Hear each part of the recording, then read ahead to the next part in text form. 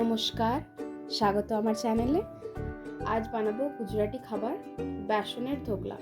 এর আর একটা বাঙালি নামও আছে, সেটা হলো ঝাল কেক, যেটা আমার ভাইপোর দেওয়া নাম। কম উপকরণেই খুব সহজেই ঘরে কিছু টেকনিক ফলো করলেই এটা বানানো যায়। খুব হেলদিও খাবারটা, কেন কি পুরোটাই স্টিমে হয়। প্রথমে আমি সিরাপটা বানাবো। ওপর থেকে একটা চিনির সিরাপ দিতে লাগে। প্রথমে কড়াইতে তেল নিয়ে নেব। তেলে কিছু ফোড়ন দেব, গোটা সর্ষে, কারি পাতা আর দুটোর মতো কাঁচা লঙ্কা ফোড়ন দেব।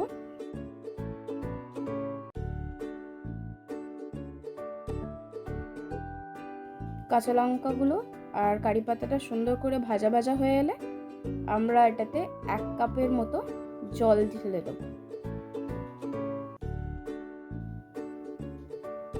বেশ কিছুটা চিনি দেবো এটাতে, কারণ মিষ্টি মিষ্টি হয় সিরাপটা। চিনিটা দেওয়ার পর ভালো করে জলটা ফুটিয়ে নেব আর চিনি আর জলটা খুব সুন্দর করে মিশিয়ে নেব।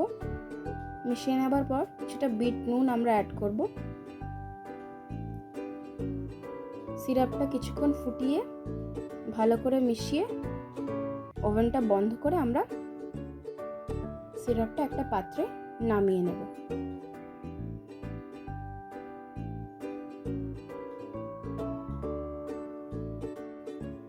এবার ব্যাটারটা বানানোর পালা। প্রথমে নিয়েছি বেসন 1 কাপের মতো, নারকেল কুড়ো ওপর থেকে গার্নিশের জন্য, টক দই, আদা আর কাঁচা লঙ্কা বাটা, আর একটা ইনগ্রিডিয়েন্ট আছে ইনো। প্রথমে আমি 1.5 চামচের মতো আদা কাঁচা লঙ্কা বাটা দিয়ে দেবো বেসনে। তারপর কিছুটা বিট নুন দেব। তারপর টক দইটা ব্যাটারে ঢেলে দেবো। তারপর ব্যাটারটা খুব সুন্দর করে মিশিয়ে নেব, যেন কোনো লাম্পস না থাকে। স্মুথ একটা ব্যাটার বানাতে হবে। একটু প্রয়োজন হলে একটু জল অ্যাড করবেন।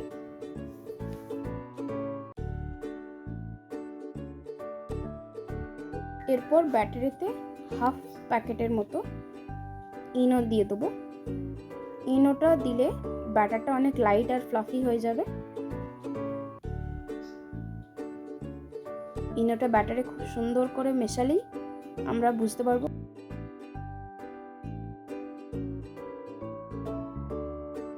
আগে থেকেই একটা বেকিং প্যানে আমি একটু তেল মাখিয়ে রেখেছিলাম। সেই তেল মাখানো প্যানেতে ব্যাটারটা সুন্দরভাবে ঢেলে নেব স্টিমিংয়ের জন্য। আগে থেকে আমি জল ওভেনে ফুটতে রেখে দিয়েছিলাম স্টিমিংয়ের জন্য। এবার ব্যাটারটা ওই কড়াইতে স্টিম করতে রেখে দেবো। 15 থেকে 20 মিনিটের জন্য স্টিম করে নিলেই আমাদের ধোকলা রেডি। একটা কাঠি বা টুথপিক দিয়ে আপনারা চেক করে নেবেন পুরোটা কুক হয়েছে কিনা। এরপর ব্যাটারটা নামিয়ে ঠান্ডা হয়ে এলে ডিমোল্ড করলেই রেডি।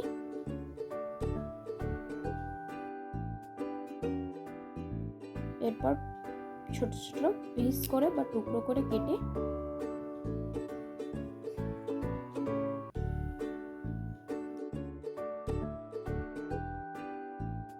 সিরাপটা উপর থেকে সুন্দর করে ছড়িয়ে দেব।